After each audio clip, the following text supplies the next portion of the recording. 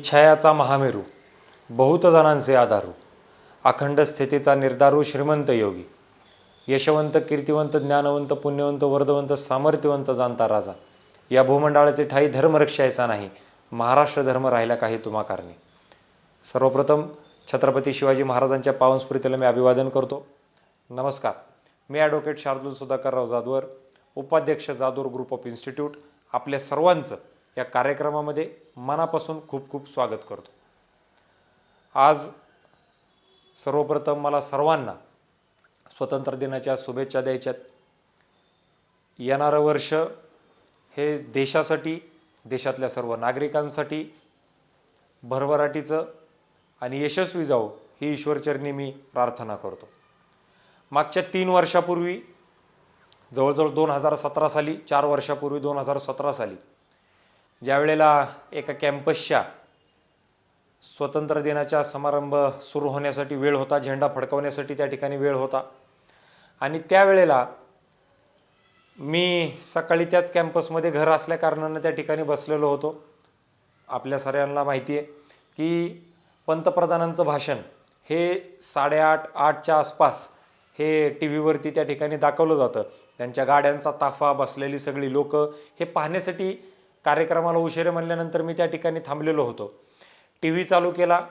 T V चालू केल्यानंतर त्या ठिकाणी मला एक गोष्ट दिसली, आणि ती अशी होती की मीडियाच्या काही सेक्शन्समध्ये, काही चॅनल्सवरती काश्मीरमध्ये कशा पद्धतीनं दगडफेक केली जाते हे त्याच्यामध्ये दाखवत होते. आणि ती दगडफेक याच्याकरिता होती की देशाचा झेंडा, भारत देशाचा झेंडा हा त्या ठिकाणी फडकावला जातो, त्याच्या निषेधार्थ हे त्या ठिकाणी दगडफेक ही मोठ्या प्रमाणावरती केली जात होती. आणि मग काही मीडियाच्या लोकांनी त्या ठिकाणच्या लोकांचे बाईट्स घेतले, आणि त्या बाईटमध्ये त्या ठिकाणचे लोक असे सांगत होती की आमचे जे विद्यार्थी आहेत, आमचे जे मुलं आहेत, आमचे जे युवक आहेत हे अत्यंत मोठ्या प्रमाणावरती शौर्याचं काम करतायत. शौर्याचं काम करतायत. माझ्या डोक्यामध्ये प्रश्न पडला की बाबा शौर्याचं काम करतायत म्हणजे काय? दगडफेक करतायत. दगडफेकी होती भारताच्या आर्मीवरती त्या ठिकाणी होती, आणि त्याच्यामध्ये म्हटलं जात होतं की आमचे विद्यार्थी शौर्याचं काम करतायत आणि आमच्या काश्मीरसाठी करतायत. आणि त्यावेळेला माझ्या मनामध्ये प्रश्न आला की आमचा काश्मीर म्हणजे काय? आमचा देश म्हणजे काय? ह्यांना वेगळा काश्मीर पाहिजे का? ही लोक ज्या वेळेला भारताच्या आर्मीवरती दगडफेक करतायत याचा अर्थ काय होतो? हा ज्या वेळेला माझ्या डोक्यामध्ये प्रश्न आला त्यावेळेला मी विचार केला की आपण एक शिक्षण संचालक म्हणून याच्यावरती काहीतरी करणं अपेक्षित आहे. आणि म्हणून ज्या वेळेला ही घटना पाहिली, ती पाहिल्यानंतर त्याच्या पुढच्याच वर्षापासून आम्ही शौर्य पुरस्कार चालू केला. याचं कारण एवढं होतं की ज्या वेळेला एखादी महिला, एखादा माणूस ज्याच्यामध्ये ती बाईट देतात, त्या बाईटमध्ये ते असं सांगतायत की आमचे मुलं त्या ठिकाणी शौर्याचं काम करतायत, त्यावेळेला आपण त्या लोकांना कोणत्याही पद्धतीचा प्लॅटफॉर्म नसताना अशा पद्धतीचं काम या एवढ्या मोठ्या महान अखंड भारत देशाच्या विरोधामध्ये करत असतील, त्यावेळेला या देशातल्या युवकांना सुद्धा चांगला प्लॅटफॉर्म निर्माण करून दिला पाहिजे. येथील देशातल्या सर्व लोकांना प्लॅटफॉर्म निर्माण करून दिला पाहिजे. आणि म्हणून आपण त्या ठिकाणी शौर्य पुरस्काराची स्थापना केली. त्याच्यामध्ये हेतू हा होता की या कार्यक्रमामध्ये कुणाला बोलवलं पाहिजे. या कार्यक्रमाचे नेहमी मागच्या 3 वर्षापासून जर आपण पाहिलं तर या कार्यक्रमाचं प्रमुख पाहुणे, अध्यक्षपद जे आहे हे आर्मीतले लोक भूषवतात. ज्या लोकांनी या देशासाठी स्वतःचे प्राण अर्पण केले, जी लोक प्राण अर्पण करण्यासाठी थोडंही पुढं मागं त्या ठिकाणी पाहत नाहीत. हा देश, याचं देशाचं स्वतंत्रता ही त्या ठिकाणी अबाधित राहिली पाहिजे, ही लोक त्यासाठी स्वतःचा जीव त्याच्यामध्ये द्यायला तयार असतात. अशा लोकांना आपण त्या ठिकाणी प्रमुख पाहुणे म्हणून बोलवतो, जी लोक देशासाठी काम करतायत. एवढंच नाही तर समाजापाशी जे समाजासाठी काम करतायत, म्हणजे ज्याच्यामध्ये विविध डॉक्टर्स असतील, नर्सेस असतील, पोलीस असतील, त्याचबरोबर फायर ब्रिगेडमधली लोक असतील, इतर काही बालवीर असतील, अशा सगळ्या लोकांना, जे लोक स्वतःच्या जीवाची पर्वा न करता देशातल्या लोकांच्या प्रती स्वतःचं काहीतरी कर्तव्य समजून काम करतात, अशा लोकांना आपण शौर्य पुरस्कार दिला पाहिजे. म्हणून या शौर्य पुरस्काराची स्थापना ही आम्ही त्या ठिकाणी केलेली होती. ज्या वेळेला मी दिल्लीला गेलो, दिल्लीला गेल्यानंतर त्या ठिकाणी मी अत्यंत जवळनं ह्या गोष्टी पाहायला आम्हाला त्याच्यामध्ये मिळाल्या की त्या ठिकाणी या देशामधल्या सगळ्यात मोठमोठे जे युनिव्हर्सिटीज आहेत, ज्या युनिव्हर्सिटीचं आपल्या देशाची ओळख जर कोणत्या युनिव्हर्सिटीजमुळं काही ठिकाणी जर होत असेल तर ती या युनिव्हर्सिटीजमुळे होती. अशा मोठमोठ्या युनिव्हर्सिटीजमध्ये सुद्धा त्या ठिकाणी मोठ्या प्रमाणावरती नारे दिले गेले. भारत तेरे तुकडे होंगे, अफजल हम शर्मिंदा है, तेरे कातिल जिंदा है, अशा पद्धतीचे नारे हे त्या ठिकाणी घुमले. आणि म्हणून मग नंतर एक विचार माझ्या डोक्यामध्ये आला की जर काश्मीरमध्ये दगड फेकल्यावरती शौर्याचं काम म्हणतायत, ते सांगणारे तिथले आई आणि वडील आहेत, आणि म्हणून आम्ही दरवर्षी 31 ऑगस्टला त्या ठिकाणी आदर्श माता पुरस्कार चालू केला की ज्याच्यामधनं माता सुद्धा चांगल्या पाहिजेत. कारण माता जर चांगले असतील तर ते स्वतःच्या मुलाबाळांना त्या ठिकाणी चांगल्या पद्धतीचं शिक्षण देऊ शकणार आहेत, चांगले संस्कार देऊ शकणार आहेत. आणि म्हणून ज्या मातांनी अत्यंत वाईट परिस्थितीमधून, अत्यंत खडतर परिस्थितीमधून, समाजातल्या विविध घटकांमध्ये आपले मुलं त्या ठिकाणी आपापल्या पायावरती उभं करण्याचं काम हे त्या मातांनी केलं, अशा मातांना आपण त्या ठिकाणी पुरस्कृत करण्याचं काम देतोय. ज्या वेळेला अशा युनिव्हर्सिटीजमधून मोठ्या प्रमाणावरती त्या लोकांना प्लॅटफॉर्म नसताना देशाच्या विरोधामध्ये ती सगळी लोक नारे देत होती, आणि म्हणून त्याच्यासाठी 8 सप्टेंबरला आपण त्या ठिकाणी डॉक्टर सुधाकरराव जाधवर करंडक, राज्यस्तरीय करंडक आंतर महाविद्यालयाने आपण त्या ठिकाणी चालू केला की ज्याच्या माध्यमातून भारुड असेल, पथनाट्य असेल, भजन असेल, वक्तृत्व असेल, नंतर निबंध असतील, अशा विविध स्पर्धा आपण KG पासून PG पर्यंतच्या विद्यार्थ्यांसाठी त्या ठिकाणी घेतो, जेणेकरून या विद्यार्थ्यांच्या डोक्यामध्ये त्याच्यामध्ये जे विषय दिलेले आहेत ते सुद्धा विषय जर आपण पाहिले तर ते असे आहेत की क्रांतिकारक असतील, देशाच्या संदर्भातले असतील, ज्याच्यातून देशाच्या बद्दलची भावनाही चांगली होणार आहे, देशाबद्दल प्रेम वाढणार आहे, आणि ज्या महान थोर पुरुषांनी या देशासाठी आपले प्राण अर्पित केले अशा लोकांचे चरित्र हे आपण विद्यार्थ्यांना त्या ठिकाणी त्याच्यामध्ये देतो. आणि करंट जे इश्यूज आहेत ज्याच्यामध्ये शेतकऱ्यांच्या बद्दलचे असतील, संविधानाच्या संदर्भातले असतील, असे विषय आपण या विद्यार्थ्यांना त्या ठिकाणी देतो, जेणेकरून या विद्यार्थ्यांच्या विचारांची जडणघडण हे अत्यंत चांगल्या पद्धतीने व्हायला पाहिजे. हा विचार हा आपल्या डोक्यामध्ये अत्यंत मोठ्या प्रमाणावरती आपण हा त्या ठिकाणी त्याच्यामध्ये ठेवलेला आहे. आणि म्हणून मला या ठिकाणी सांगावं असं वाटतं की एक घटना ही माझ्या डोळ्यासमोर घडली आणि ती TV मध्ये पाहिल्यानंतर त्याचे काय आपण विचार केला पाहिजे याच्यासाठी हे 3 कार्यक्रमाची सिरीज ही आम्ही त्या ठिकाणी लावली. आपल्याकडे असं म्हटलं जातं की स्वामी विवेकानंदांनी असं सांगितलेलं होतं की मला माझ्या विचाराची 10 लोक त्या ठिकाणी द्या, मी भारताला विश्वगुरू बनवल्याशिवाय त्या ठिकाणी शस्त बसणार नाही. आज आपल्या संस्थेमध्ये 25,000 पेक्षा जास्त विद्यार्थी आहेत, 1,500 पेक्षा जास्त शिक्षक आणि शिक्षकेतर कर्मचारी आहेत. याच्यातले 5 जरी विद्यार्थी आणि 5 जरी चांगले शिक्षक हे आपल्याला आमच्या विचाराचे जे अशा विविध प्रकारचे जे कार्यक्रम आपण त्या ठिकाणी घेतोय असे जर आपल्याला त्या ठिकाणी मिळाले तर नक्कीच आपला जो देश आहे किंवा जे आपलं भविष्य आहे, येणारं भविष्य अत्यंत मोठ्या प्रमाणावरती उज्ज्वल असल्याशिवाय त्या ठिकाणी राहणार नाही, हे आम्हाला या निमित्तानं मला त्या ठिकाणी म्हणावं असं वाटतं. आणि म्हणून हा कार्यक्रम कधी घ्यायचा, हा कार्यक्रम स्वातंत्र्य दिनाच्या पूर्वसंध्येला आपण त्या ठिकाणी घेतोय. हा कार्यक्रम कसा घेतला पाहिजे, काय केलं पाहिजे याचा अत्यंत मोठ्या प्रमाणावरती बारकाईनं आपण त्याच्यामध्ये विचार करत असतो. आज कोरोनाच्या पार्श्वभूमीमध्ये मागच्या 2 वर्षांमध्ये हा कार्यक्रम त्या ठिकाणी ऑफलाईन पद्धतीनं लोकांच्या समवेत झाला. 2-2, 2,500 हजार विद्यार्थी या कार्यक्रमाला त्या ठिकाणी बसायचे.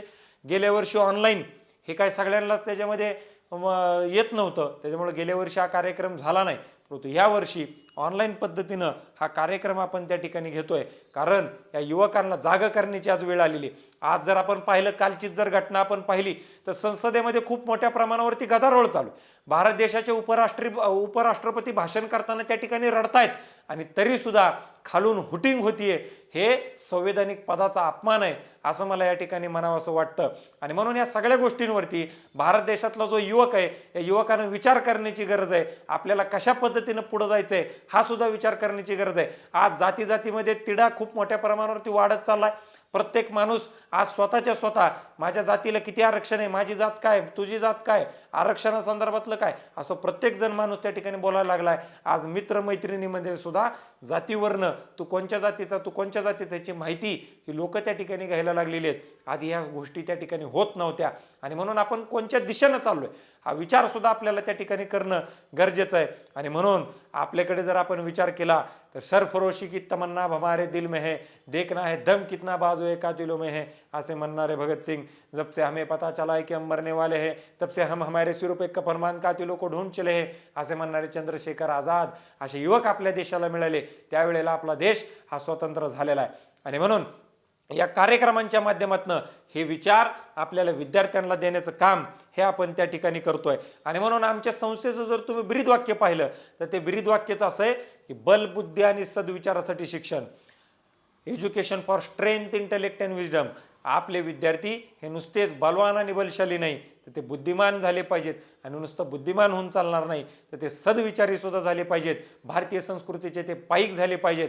आणि म्हणून ज्या वेळेला आपण भारतीय संस्कृतीचा विचार करतो त्यावेळेला मला या ठिकाणी सांगावंसं वाटतं की भारतीय संस्कृती ही काय कालाची नाही आहे, भारतीय संस्कृती ही काय आपल्याला देशाला स्वतंत्र मिळालं तेव्हापासूनची नाही आहे, भारतीय संस्कृती ही काय मुघल आपल्या देशामध्ये राज्य करायला आले तेव्हापर्यंतची नाही आहे. आपल्या देशाची संस्कृती हजारो लाखो करोडो वर्षापूर्वीची आहे.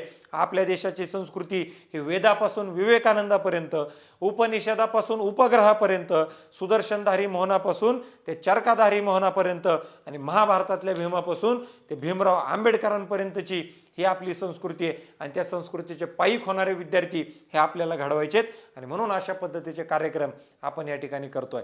आज मला सांगताना या ठिकाणी आनंद वाटतो. या कार्यक्रमाचं अध्यक्षपद हे ब्रिगेडियर जोशी सर हे त्या ठिकाणी भूषवत आहेत. हे अत्यंत मोठ्या प्रमाणावर अत्यंत वेल डिसिप्लिन्ड व्यक्तिमत्व हे जोशी सरांचं त्या ठिकाणी आहे. वेगवेगळ्या ठिकाणी आर्मीच्या माध्यमातून त्यांनी त्या ठिकाणी देशाला सेवा देण्याचं काम हे त्या ठिकाणी केलेलं आहे. माझं भाषण झाल्यानंतर प्रत्येकाच्या भाषणाच्या आधी ही त्या ठिकाणी प्रत्येकावरती फिल्म दाखवली जाणार आहे, त्याच्यामध्ये डिटेल माहिती त्याच्यामध्ये मिळेलच. परंतु आजच्या कार्यक्रमाला जोशी सर हे या ठिकाणी आपल्याला आपण त्यांना पाचारण केलेलं आहे. ते आमच्या विनंतीस मान देऊन या कार्यक्रमामध्ये आले, त्यांचंही मी मनापासून खूप खूप मोठ्या प्रमाणावरती आभार व्यक्त करतो. आज आपण 3 पुरस्कार देतोय, 3 शौर्य पुरस्कार आपण या ठिकाणी देतोय. त्यातला प्रथम जो पुरस्कार आहे तो आपण डॉक्टर प्रदीप डिकोस्टा सर यांना आपण देतोय. KM रुग्णालय असेल, सह्याद्री रुग्णालय असेल, ICUचे ते इन्चार्ज आहेत आणि या दोन्हीही हॉस्पिटल्समध्ये मागच्या 20 वर्षापासून हे अत्यंत चांगल्या पद्धतीची सेवा हे त्या ठिकाणी देत आहेत. आत्ताचा कोविडचा काळ तर आहेच आहे, परंतु स्वाईन फ्लूच्या काळामध्ये असेल, बर्ड फ्लूच्या काळामध्ये असेल आणि कोरोना कालावधीमध्ये सुद्धा त्यांनी जवळजवळ 5,000 पेक्षा जास्त रुग्णांना त्या ठिकाणी ट्रीट करण्याचं काम हे डिकोस्टा सरांनी या ठिकाणी केलेलं आहे. मला सांगताना फार आनंद वाटतो. त्याचबरोबर जर आपण पाहिलं तर जवळजवळ 3 ते 4 रुग्ण हे त्यांच्याकडे असे होते की जे अत्यंत क्रिटिकल परिस्थिती होती, परंतु सरांनी त्यांना ट्रीट केल्यानंतर ते अत्यंत चांगल्या पद्धतीनं त्याच्यामध्ये ते नीट झाले आणि डेंजर झोनच्या बाहेर आल्यानंतर ते रुग्ण हे नीट झालेले आपल्याला त्या ठिकाणी दिसतात. एवढंच नाही, ज्यावेळेसपासून कोरोना चालू झालाय त्यावेळेसपासून मागच्या 10 महिन्यापासून ते परिवारापासून दूर राहून फक्त या रुग्णांची सेवा करण्याचं काम हे डिकोस्टा सर यांनी केलेलं आहे आणि त्यांना आपण या ठिकाणी पुरस्कृत करणार आहोत. दुसरं ज्यांना आपण पुरस्कृत करतोय ते म्हणजे माननीय सौ S सुंदरी मलिका अय्यर मॅडम यांना आपण पुरस्कृत करतोय. तेही KM रुग्णालयामध्ये आहेत. नर्स म्हणून अत्यंत खूप मोठ्या प्रमाणावरती मागच्या 31 वर्षापासून ते काम करतायत. एवढंच नाही तर आपलं काम हे नर्स आहेच आहे, हे त्याच्यामध्ये तर ते काम करतातच आहेत, परंतु रक्तदान शिबिर असेल, मूकबधीर लोकांसाठीचं काम असेल, दिव्यांग लोकांसाठीचं काम असेल, ज्येष्ठ नागरिकांना मदत असेल, त्याचबरोबर गरीब लोकांना अन्नधान्य असेल, सामूहिक विवाह सोहळा करणं असतील, त्याचबरोबर रक्तदान शिबिरामधून खूप मोठ्या प्रमाणावरती झोपडपट्ट्यांमध्ये जाऊन करण्याचं काम असेल, हे काम यांनी अत्यंत मोठ्या प्रमाणावरती केलेलं आहे, हे सुद्धा आपल्याला त्या ठिकाणी दिसतं. आणि तिसरा जो आपण पुरस्कार देतोय तो म्हणजे माननीय श्री अमोल पांगारे सर यांना आपण त्या ठिकाणी देतोय की एक पब्लिक सर्वंट कशा पद्धतीने असला पाहिजे, लोकप्रतिनिधी कशा पद्धतीने असला पाहिजे की ज्या माणसानं रात्रीच्या 12 वाजता, 1 वाजता, 2 वाजता, 3 वाजता कधी जेव्हा आपल्या कार्यकर्त्यांचे, समाजातल्या विविध लोकांचे फोन ज्या वेळेला मतदारसंघातल्या लोकांचे त्यांना येत होते, स्वतः ॲम्ब्युलन्स उपलब्ध झाल्या नाही म्हणून स्वतःच्या गाडीमध्ये मध्ये चादर बांधून कोरोना पेशंट या माणसाने त्या ठिकाणी हाताळलेले आपल्याला दिसतात. एवढंच नाही, जवळ 500 ते 600 लोक जे महाराष्ट्रामध्ये आलेले UP आणि बिहारचे जे काही आपले बांधव होते त्या सगळ्या लोकांना स्वतःच्या घरी पाठवण्याचं काम, स्वखर्चानं करण्याचं काम हे पांगारे सरांनी केलेलं आपल्याला त्या ठिकाणी दिसतं. एवढंच नाही, स्वतःच्या मतदारसंघामध्ये, गावामध्ये, भोरवेलला, मुळशीसारख्या अत्यंत दुर्गम भागांमध्ये लसीकरणाचं अभियान अत्यंत मोठ्या प्रमाणावरती पोचवायचं काम हे त्यांनी त्या ठिकाणी केलेलं हे आपल्याला त्याच्यामध्ये दिसतं. अनेक लोकांचे बिल्स कमी करण्याचं काम त्यांनी केलं आणि म्हणजे तळागाळामध्ये पोचणारी जी लोक आहेत अशा लोकांना आपण या ठिकाणी पुरस्कृत करतोय, हे सुद्धा मला सांगताना या ठिकाणी खूप मोठ्या प्रमाणावरती आनंद वाटतो. आणि म्हणून अशा 3 मान्यवरांना आपण या ठिकाणी पुरस्कृत करतोय आणि हे मान्यवरांनी हा पुरस्कार त्या ठिकाणी स्वीकारला, त्यांचेही मी मनापासून खूप खूप आभार आणि अभिनंदन त्या ठिकाणी व्यक्त करतो. हे कार्यक्रम घेत असताना आज मला सांगताना थोड्याफार मोठ्या प्रमाणावरती देशाची सुद्धा काय परिस्थिती आहे, काय विडंबना आहे, हे सुद्धा मला या ठिकाणी नमूद करावं असं वाटतं. आज आपल्या देशाला 74 वर्ष पूर्ण होत आहेत. 75व्या वर्षामध्ये आपण देशाच्या स्वातंत्र्यामध्ये त्या ठिकाणी पदार्पण करतोय. परंतु आज सुद्धा आपल्या देशाला त्या ठिकाणी शिक्षण खात्याला असेल, केंद्र सरकारला असेल, राज्य सरकारला असेल, त्या ठिकाणी झेंडा कसा फडकावला पाहिजे, क्रांतिकारकांचे फोटो लावा. आपल्या भागामध्ये जे काही शूरवीर जे जवान आहेत त्यांच्या विद्वानला बोलून तुम्ही झेंडा फडकावण्याचे कार्यक्रम घ्या. तुम्ही विद्यार्थ्यांना क्रांतिकारकांची माहिती द्या. अशा पद्धतीचे त्या ठिकाणी GRs हे त्याच्यामध्ये सरकारला काढावे लागत आहेत. ही अत्यंत मोठ्या प्रमाणावरती विडंबनाची गोष्ट आहे. ही सुद्धा आपल्याला त्या ठिकाणी लक्षामध्ये घेणं हे अत्यंत गरजेचं आहे. आणि म्हणून युवकांनी जागं व्हायला पाहिजे. प्रत्येक समाजातल्या प्रत्येक घटकातल्या माणसांनी जागं व्हायला पाहिजे. आपण आपल्या देशाला कुठं घेऊन जायचं आहे हा प्रयत्न, हे विचार तुम्हाला आणि आम्हाला ह्या ठिकाणी करणं गरजेचं आहे. आणि म्हणून मला या ठिकाणी नमूद करावं असं वाटतं, ज्या वेळेला आम्ही लहान होतो त्यावेळेला लहान असताना एक कविता होती आणि ती कविता अशी होती, ती आम्हाला सांगितली जायची, आम्ही ती पाठ करायचो. ती कविता अशी होती, आई मला छोटीशी बंदूक दे ना, ती मी बंदूक घेईल, मी शिपाई होईल आणि शत्रूला कापील सप सप सप. परंतु आजचा जर आपण विचार केला, आजच्या युवकांकडे जर आपण पाहिलं तर आजचे युवक असे म्हणतायत, आई मला मोबाईल छोटासा घेऊन देना, त्याच्यामध्ये PUBG डाउनलोड करून देना.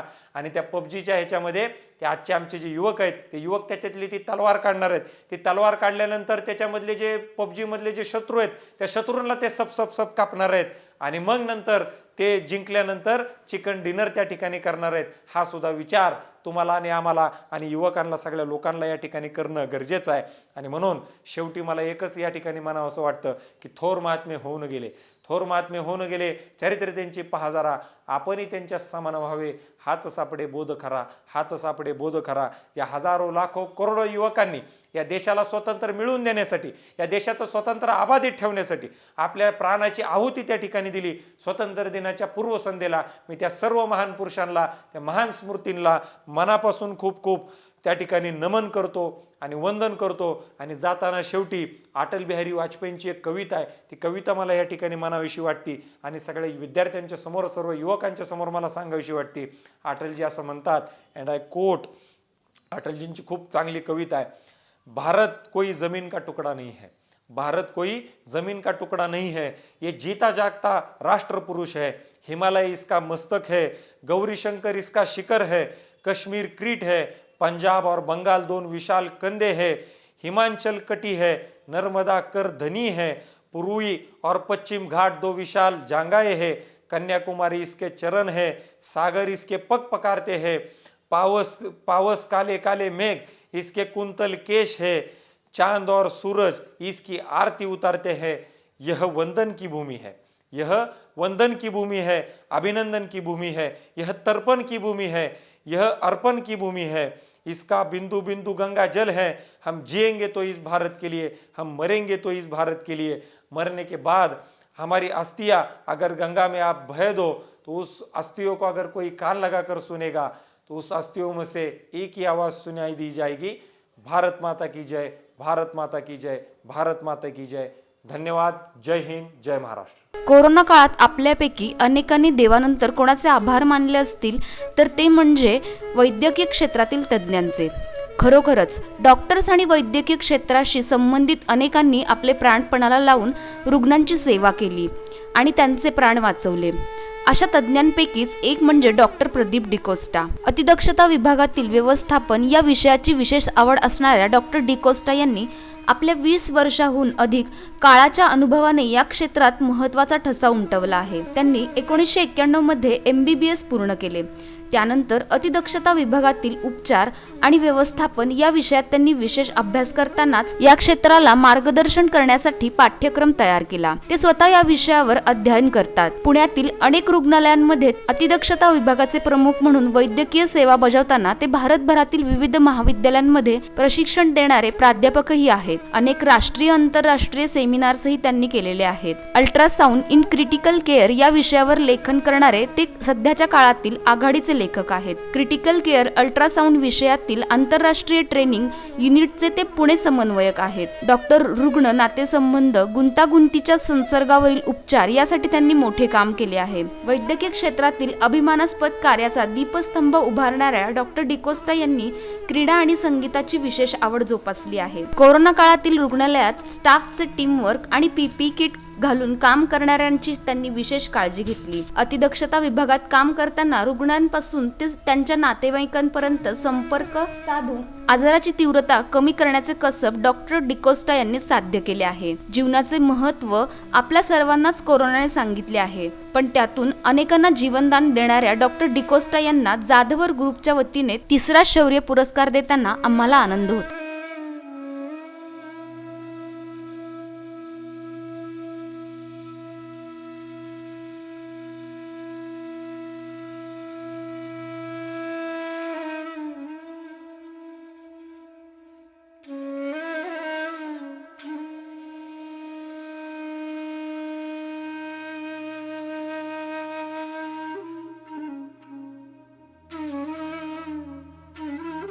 Good evening, Namaskar.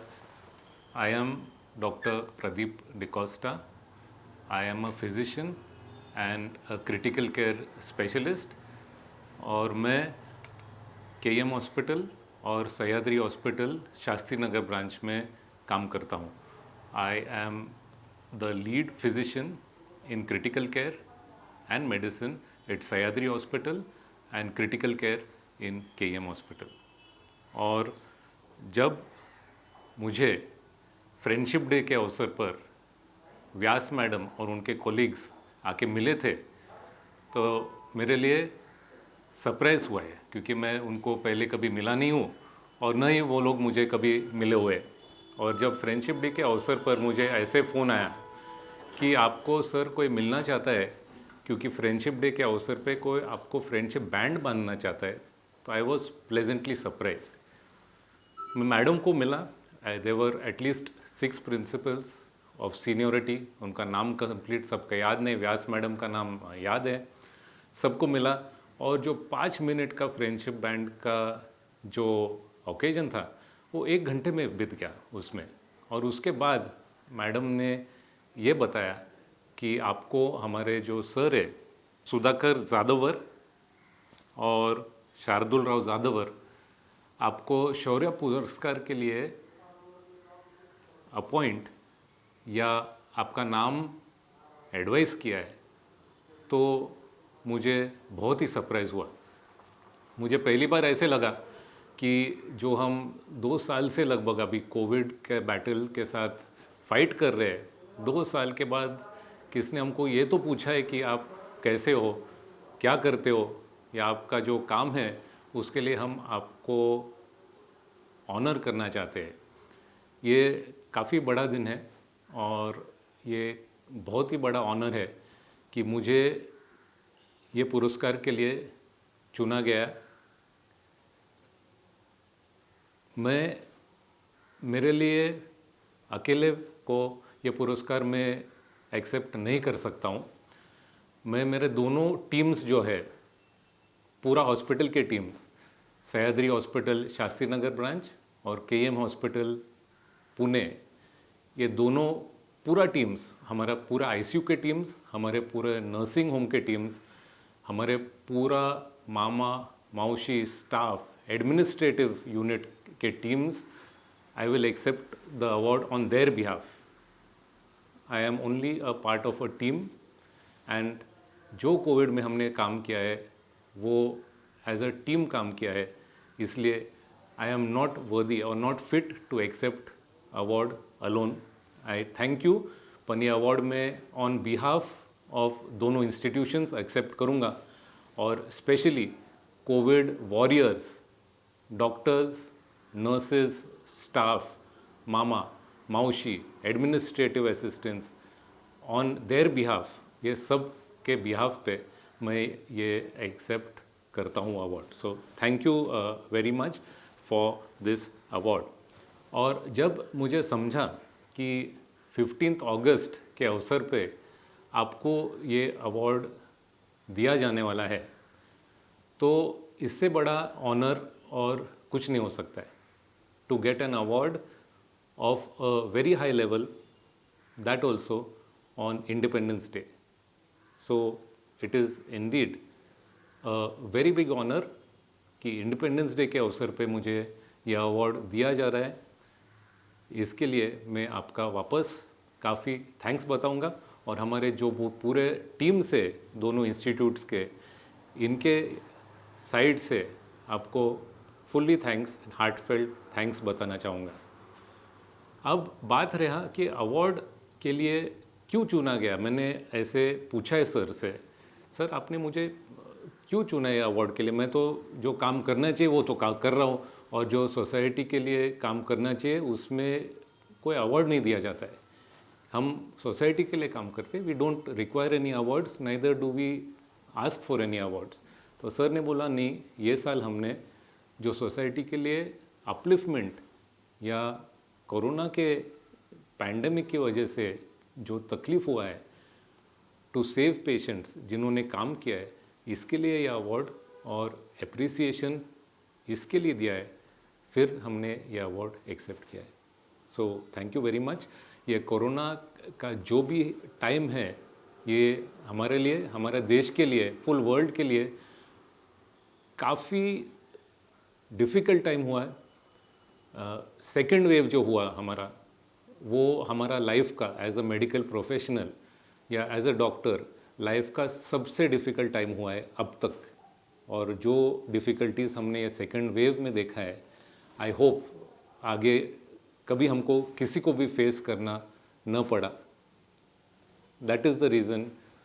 अगर आपने मुझे पूछा तो आगे हम क्या कर सकते हैं हमारे देश के लिए, we can definitely take precautions. जो भी हमारे अथॉरिटीज़ बताए, वैक्सीनेशन करो, मास्क डालो, हाथ क्लीन करो, अगर इतना भी हमने सबने किया तो ये पूरा देश, ये जो कोरोना का जो एपिडेमिक है, पैंडमिक है, उससे फ्री हो जाएंगे. So I request you, if you want to help us, और अगर ये सब प्रिवेंट करना चाहते हो तो प्लीज़ ये जो सब रूल्स और रेगुलेशंस है इसका स्ट्रिक्ट पालन करें. और स्ट्रिक्ट पालन किया तो वी कैन ओवरकम इट. अब तो सेकेंड वेव हुआ है, अब केसेस कम हैं, इसलिए लोगों को लग रहा है कि अब हम कोरोना से मुक्त हो गए. इसलिए जब हम बाहर जाते हैं तब काफ़ी वक्त ऐसे देखने मिलता है कि लोग कोई भी प्रिकॉशंस नहीं ले रहे हैं, मास्क नहीं डाल रहे और बोल रहे कि कोरोना जैसा कुछ हुआ ही नहीं है. हमको मालूम है कोरोना हुआ है क्योंकि हमने पेशेंट्स को देखा है, आईसीयू में देखा है, वार्ड्स में देखा है. जब आईसीयू में जगह नहीं था तो वार्ड्स में मैनेज किया है पेशेंट को. जब आईसीयू में वेंटिलेटर नहीं था तो वार्ड में लगाया वेंटिलेटर. जब बेड्स नहीं थे आईसीयू में तो हमने ग्राउंड पे मैट्रेस लगा के पेशेंट्स को मैनेज किया है, इन द व्यू कि कोई भी पेशेंट को ट्रीटमेंट डिनाई नहीं होना चाहिए और सब पेशेंट्स को ट्रीटमेंट मिलना चाहिए. इसका एक ही ये होता है कि प्रिकॉशंस अभी तक रिलैक्स नहीं कर सकते. We have to take care till this whole pandemic is over. Coming back to the talk, ये जो 15 अगस्त का हमको काफ़ी ऑनर किया है ये अवार्ड के लिए, I congratulate this whole group of institutes, particularly sir Dr. Sudhakar Zadavar and Shardul Rao Zadavar. They are incredible people. I have heard their stories from their own mouth. Sir was staying near Swargate for some time in his life. He has tremendous hardships, or from that beginning to put up an institute, इतना बड़ा institute जिसमें लगभग 25,000 students है, जिसमें लगभग 2,000 staff members है, ये कोई आसान बात नहीं है. तो ये अचीवमेंट के लिए एक तो थैंक्स बताता हूँ वापस, और इंस्टीट्यूट को काफ़ी अप्रिसिएशन, उनका जो सोसाइटी के लिए काम चल रहा है उसके लिए भी काफ़ी अप्रिसिएशन सोसाइटी की तरफ से है and we really appreciate the efforts to give people like us such motivation. Award से हमको पैसे का कुछ लेना देना नहीं है, पर पूरा टीम, हमारा जो पूरा टीम कोरोना से काम कर रहे हैं उनको मोटिवेशन मिलता है। और जब आप लोगों ने हमारे लिए एक पॉजिटिव वर्ड बताया तो हमारे लिए मोटिवेशन का ये बहुत बड़ा वर्ड होता है। क्यों बता रहा हूँ ये? क्योंकि आजकल मीडिया में यही बताते हैं कि सब हॉस्पिटल्स खराब है, डॉक्टर्स खराब है, डॉक्टर्स लुटेरे। हाँ, ज़रूर ऐसे भी डॉक्टर्स है जो ये सब काम करते हैं, पर 95% of the doctors are good. वो आपको अच्छा करना चाहते हैं। कोई भी डॉक्टर विलफुली आपको कोई हार्म करना नहीं चाहता है। तो ट्रस्ट करिए, ट्रस्ट के बाद ही होप बढ़ता है और ट्रस्ट के बाद ही हम इसमें से निकलेंगे। तो वापस thank you very much. I am doctor Pradeep D'Costa और एक बार वापस थैंक यू बोलता हूँ सबको and happy independence day. Jai Hind, stay safe, take care और we will win over corona. Thank you. विविध क्षेत्रात कार्यरत असणारा आपल्यापैकी प्रत्येक जण समाजाचे काहीतरी देणे लागतो, या भावनेतूनच अनेक जण सामाजिक कार्यात अग्रेसर असतात। अशा सेवाभावी वृत्तीमधूनच वैद्यकीय क्षेत्रात सामाजिक कार्याचा वेगळा ठसा सुंदरी उर्फ मल्लिका अय्यर यांनी उमटवला आहे। गेल्या 31 वर्षांपासून त्या केईएम रुग्णालयात नोकरी करत आहेत। नेमून दिलेल्या कामात कोणतीही कमतरता न ठेवता त्यांनी स्वतःचे सामाजिक संपर्काचे जाळे विणले आहे। त्या माध्यमातून त्यांनी रक्तदान शिबिर, मूकबधीर दिव्यांगांना मदत, लेप्रेस रुग्णांना विविध प्रकारे मदत केली आहे आणि आजही तितक्याच तत्परतेने करत आहेत। त्यांनी रक्तदान करण्याचे आवाहन करताच अनेक जण स्वतःहून त्यांना प्रतिसाद देतात। त्यासाठी अशा रक्तदात्यांना त्यांनी सामाजिक कार्याच्या माध्यमातून जोडून ठेवले आहे। मानवतेचे कार्य करण्याची त्यांची प्रेरणा ही धार्मिक कार्यातून आली असून त्यांना विविध प्रकारचे सामूहिक मंत्रपठण, भजन इत्यादी कार्यक्रम आयोजित करण्याची आवड आहे। त्यासाठी त्या अनेकांना एकत्र आणतात। त्यामुळे त्यांनी आपल्या कार्याच्या माध्यमातून मोठा जनसंपर्क तयार केला आहे। ज्येष्ठ नागरिकांना विविध प्रकारे मदत करण्यासाठी त्या सदैव तत्पर असतात। नारायण सेवा या संस्थेच्या माध्यमातून मोतीबिंदू शस्त्रक्रियेसाठी मदत, गरिबांना अन्नदान, सामूहिक विवाह सोहळा, पुनर्वसन अशा विविध कामांमधून अग्रेसर राहून मानव सेवेच्या कार्यात त्यांनी स्वतःला झोकून दिले आहे। त्यामुळे त्यांच्याकडे विविध अनुभवांचा खजिनाच असून त्यांचे अनुभव त्यांच्या शब्दात ऐकताना प्रत्येकाला या सेवा कार्याची नकळत त्या प्रेरणा देत असतात। अशा सेवावर्ती स्त्रीला जाधवर ग्रुपचा 3रा शौर्य पुरस्कार देताना आम्हाला आनंद होत आहे।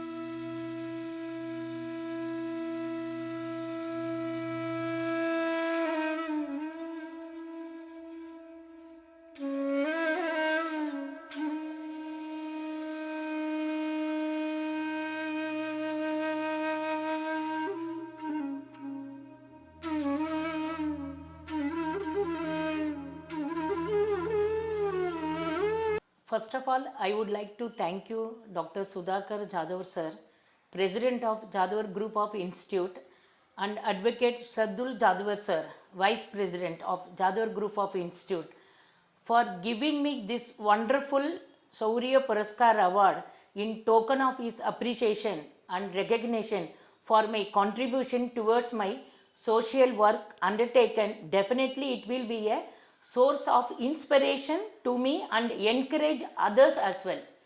Thank you. I working in KM Hospital from past 31 years. I am going to Narayan Seva, Leprosy Home, Deaf and Deaf Old Age Home, and the Devotion, Blood Donation Camp, and many other social activities we conduct. My dear children, always help others and respect your parents and be good human being in your life. Thank you so much sir. सामाजिक विकासाचा मार्ग राजकीय क्षेत्रातून जातो यावर अनेकांचा विश्वास असतो। मात्र असा विश्वास असूनही या दोन्ही क्षेत्रात प्रत्येकालाच यश मिळते असे नाही। पण याला अपवाद ठरले आहेत ते म्हणजे पुणे जिल्ह्याच्या भोर तालुक्यातील पंचायत समितीचे माजी उपसभापती अमोल पांगारे. त्यांनी उभारलेल्या सामाजिक कार्यामुळे अनेक लोकांनी त्यांच्यावर विश्वास टाकला आणि तो सार्थ ठरवत पांगारे यांनी राजकीय क्षेत्रात भरीव कामगिरी केली. त्यामुळे त्यांना भोरमधील जनतेचे प्रेम लाभले. भोर तालुक्यातील पुणे सातारा महामार्गाजवळ असणाऱ्या वेळ गावातील अमोल बाळासाहेब पांगारे यांना सामाजिक आणि सांस्कृतिक कार्याचा वसा वडिलांकडून मिळाला. गावामध्ये त्यांनी राबवलेल्या कामाची दखल घेत ग्रामस्थांनी त्यांना भोर पंचायत सदस्यपदी निवडून दिले. नंतर ते उपसभापतीही झाले. जनहिताची तळमळ ठेवून केलेल्या प्रत्येक कामाला जनतेचीही तितकीच चांगली साथ मिळाली. त्यामुळेच वेळू गावाच्या मतदारसंघातील कामांबाबत पंचायत समिती सभागृहात त्यांनी प्रश्न उपस्थित करून ते मार्गी लावले. ग्रामपंचायतीच्या कार्यातील अडथळे दूर केले. ग्रामविकासाच्या कार्यात शैक्षणिक सुविधा निर्माण करण्यावर भर दिला. जवाहर रोजगार योजना, एकात्मिक ग्रामीण योजना लाभार्थींपर्यंत पोहोचवल्या. कोरोना काळात वेळू गावात तसेच पंचक्रोशी परिसरात कोविड रुग्णांना तातडीने वैद्यकीय सेवा मिळवण्यासाठी अमोल पांगारे नेहमी तत्पर राहिले. या आजाराचे प्रबोधन करण्याबरोबर जीवनावश्यक वस्तूंसह सर्व प्रकारची मदत ग्रामस्थांपर्यंत त्यांनी पोहोचवली. ऑक्सिजन, व्हेंटिलेटर बेड ज्या दवाखान्यात आहेत तेथील प्रशासनाशी संपर्क साधून रुग्णांना दाखल करून अनेकांचे प्राण त्यांनी वाचवले. कोरोना लस प्रत्येकाने घ्यावी यासाठी ते नेहमी आग्रही राहिले आहेत. त्यांनी गावांमध्ये कोविड सेंटर उभारण्यासाठी पाठपुरावा केला. बाहेर गावी अडकलेल्या स्थानिकांना घरी आणण्यासाठी पुढाकार घेतला. अमोल पांगारे यांचे हे कार्य अविरतपणे सुरू आहे. सदैव तत्पर असणाऱ्या या सेवावृत्तीला जाधवर ग्रुपचा 3रा शौर्य पुरस्कार देताना आम्हाला आनंद होत आहे.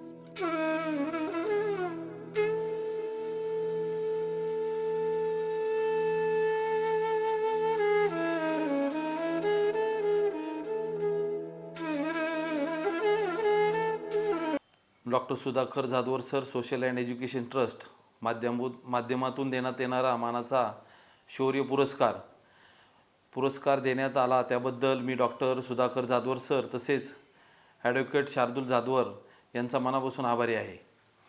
गेले 2 वर्ष झालं आपल्या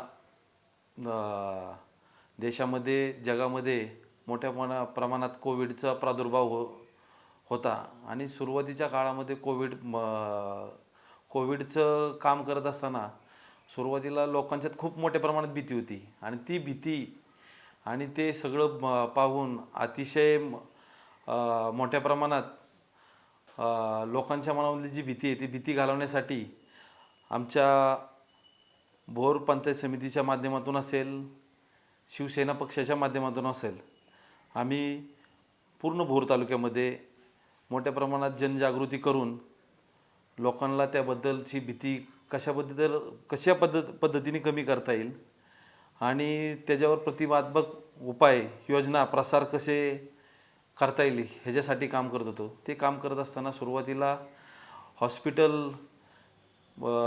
हॉस्पिटलमध्ये जागा नसायच्या, मोठ्या प्रमाणामध्ये पेशंटला अतिशय घाबरायचा, चेकिंगला सुद्धा जात नव्हता की कधी कुठं जाऊन जर चेक केलं आणि आपण जर पॉझिटिव्ह आलो तर आपल्याला ॲडमिट व्हायला लागेल, आपल्याला म्हणजे काहीतरी मोठं काहीतरी झालं आहे हे अशी भावना तयार व्हायची. आणि ह्या भावनेतून काम करताना जनजागृती करत असताना खूप मोठ्या प्रमाणात अडचणी येत होत्या. लोकांना समजून सांगायला लागत होतं आणि लोकांना कोविडच्यासाठी जनजागृती करून लोकांना हॉस्पिटलपर्यंत नेणे, त्यांना सुविधा उपलब्ध करून देणे, त्यांना नीट करून घरी आणणे, हे साधारण आमचं गेले 1.5-2 वर्ष झालं माझे व माझ्या सहकाऱ्यांचं काम चालू होतं.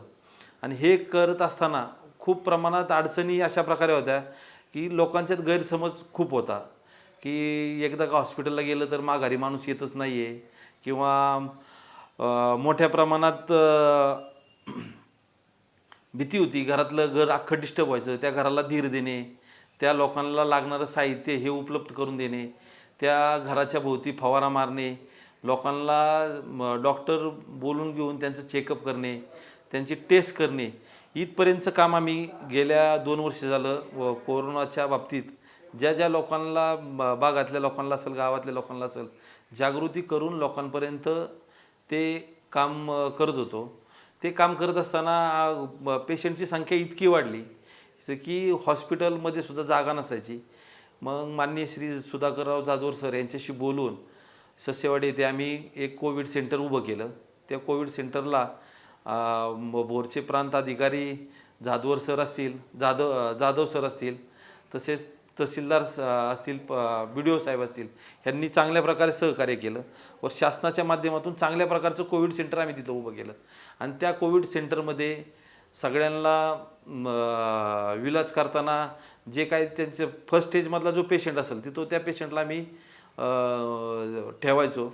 आणि जर त्यातलं काय पेशंटला जर जास्त काय झालं तर दुसऱ्या हॉस्पिटलमध्ये, सरकारी हॉस्पिटलमध्ये किंवा जिथं जागा मिळेल तिथं शिफ्ट करायचो. हे काम करत असताना स्थानिक लोकांचा खूप त्याचा फायदा झाला. परंतु लोकांच्यात जी भीतीचं वातावरण होतं, ते भीतीच्या वातावरणात कोण असं पुढे येऊन काम करायला बिचकत होतं किंवा काम करत नव्हतं. तर प्रशासन नुसतंच काम करत होतं. मग प्रशासनाला धीर देण्यासाठी आपण सुद्धा त्यांच्याबरोबर त्यांच्या वेळे इतकं आपण बी थांबलं पाहिजे. ती लोक जेवढे वेळ काम करतात तेवढं आपण केलं पाहिजे, तर त्यांचा उत्साह वाढेल.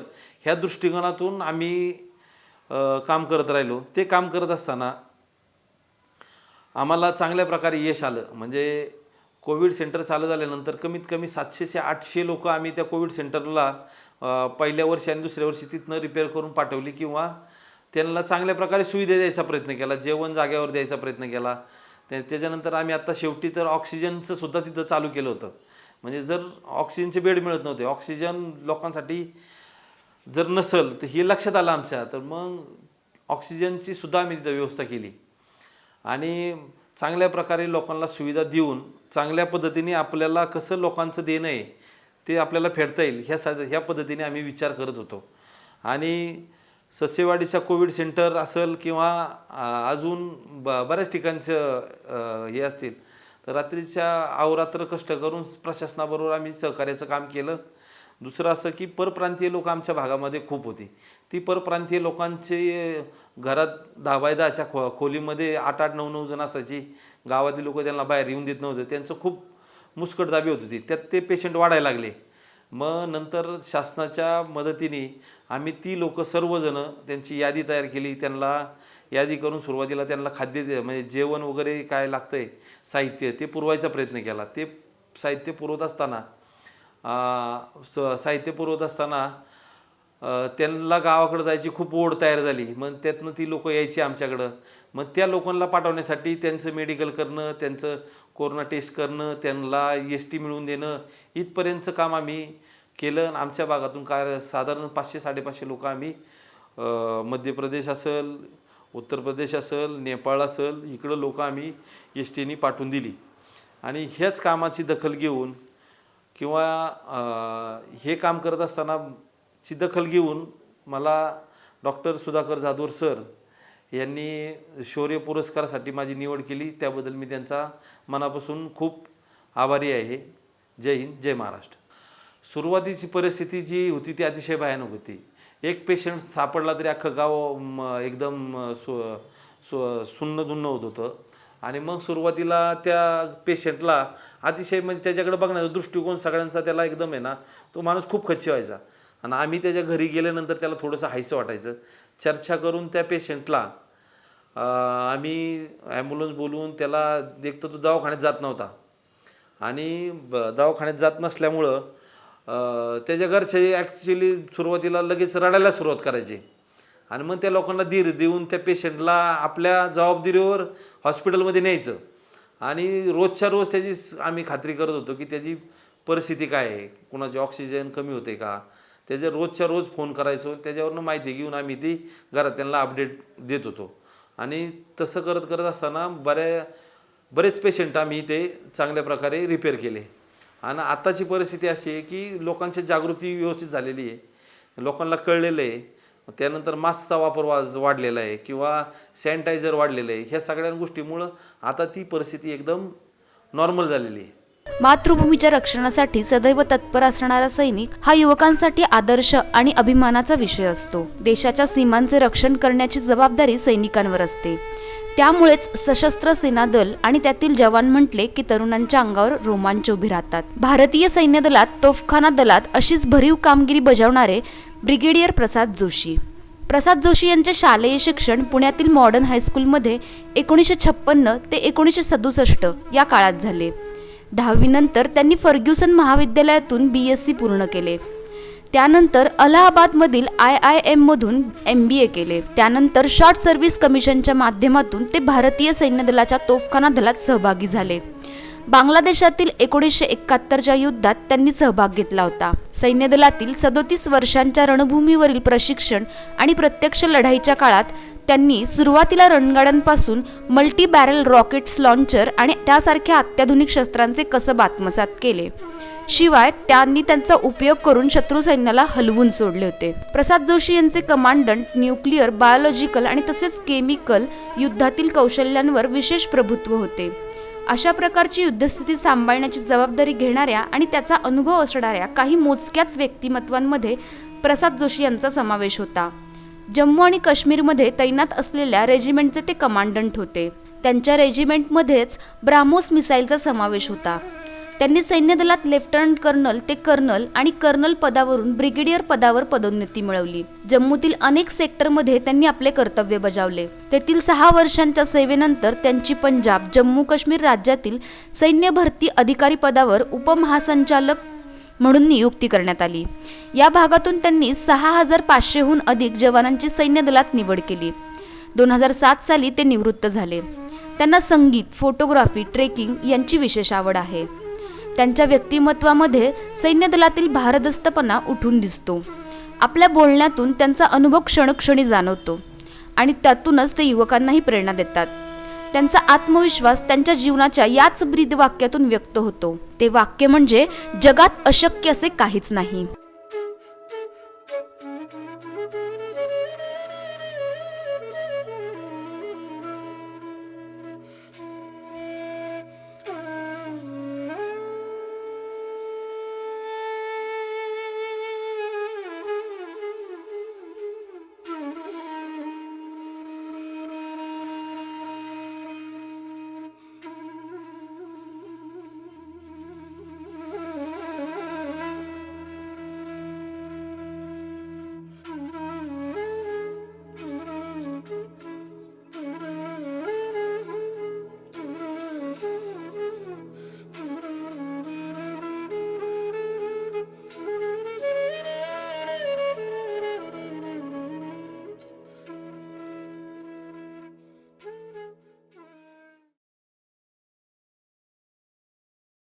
आज 15 ऑगस्ट 2021 भारताचा 75वा स्वातंत्र्य दिन.